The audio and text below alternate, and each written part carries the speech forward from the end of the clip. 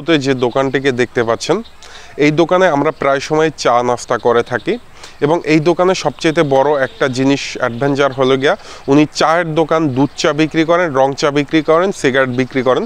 Cigarette অবশ্য স্বাস্থ্যের জন্য খারাপ, কিন্তু এছাড়াও পাশাপাশি পান, তারপর আরেকটা যে জিনিস বিক্রি করেন উনি হাঁসের সিদ্ধ ডিম বিক্রি করেন এটার পাশাপাশি।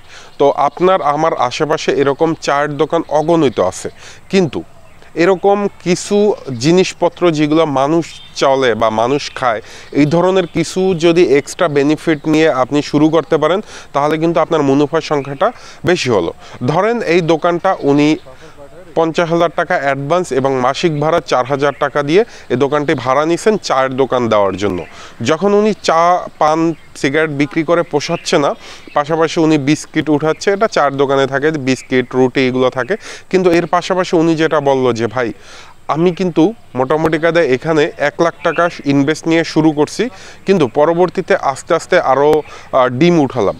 উনি কিন্তু ডিম, যেহেতু ডিম কিন্তু বর্তমানে আমরা সবাই খাই এবং ডিম অতি একটি প্রোটিন সমৃদ্ধ খাবার, আর ডিম কিন্তু সবারই পছন্দ। তো ওনার ডেলি প্রায় 200 থেকে 250 সিদ্ধ ডিম চলে এবং উনি ডিম ভাজিও করেন মাঝে মধ্যে। যারা ডিম সেদ্ধ খান না হয় উনি ডিম ভাজি বিক্রি করেন। তো যদি ওনার 200 ডিম চলে তাহলে কিন্তু 200 ডিমে এভারেজ যদি উনি চায়ের পাশাপাশি ওই একই চুলায় কিন্তু ডিমগুলো সিদ্ধ করেন, তো এই ডিম চায়ের পাশাপাশি এই ডিমগুলো যদি 200 ডিম ধরেন সর্বনিম্ন বিক্রি করে, তো ওনার 5 টাকা করে বা 3 টাকা করে ব্যবসা থাকে, ঠিক আছে? তাহলে কিন্তু ওনার এভারেজে শুধুমাত্র এক্সট্রা ডিম বিক্রি করেই কিন্তু 300-600 টাকা ওনার ইনকাম আসতেছে। তো মাস গেলে কিন্তু 15 থেকে 20,000 টাকা ওনার এক্সট্রা ইনকাম চা পান বাদে। তো এভারেজে ওনার কাছ থেকে যতটুকু শুনলাম যে ভাই আমি 40 থেকে 50,000 টাকা এই দোকান থেকে অনায়াসে ইনকাম করতে পারি এবং পরিবার নিয়ে খুব ভালো আছে। আর এটা দেখানোর আপনাদের বাস্তব অভিজ্ঞতা এই জন্য দেখালাম যাতে যারা বেকার বসে আছেন বা চার দোকান দিতে লজ্জা পাচ্ছেন, তারা কিন্তু চার দোকানে লজ্জা নাই। কোনো কাজকে আপনাদের ছোট করে দেখা উচিত না। কোনো কাজকে ছোট করে দেখলে ভাই আপনি আপনার পস্তাবেন, কারণ আপনার পেটে ভাত না থাকলে আত্মীয় স্বজন 2 দিন 3 দিন জিগাইবে, তারপরের দিন কিন্তু আপনাকে খাওয়াবে না।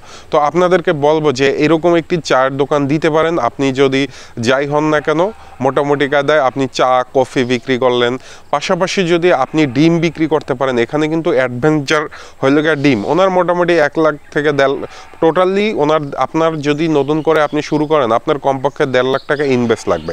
তো 1.5 লাখ টাকা দিয়ে যদি শুরু করতে পারেন, মাসে যদি 30,000 টাকাও প্রাথমিক অবস্থায় ইনকাম করতে পারেন, আমি মনে করি হিউজ ইনকাম।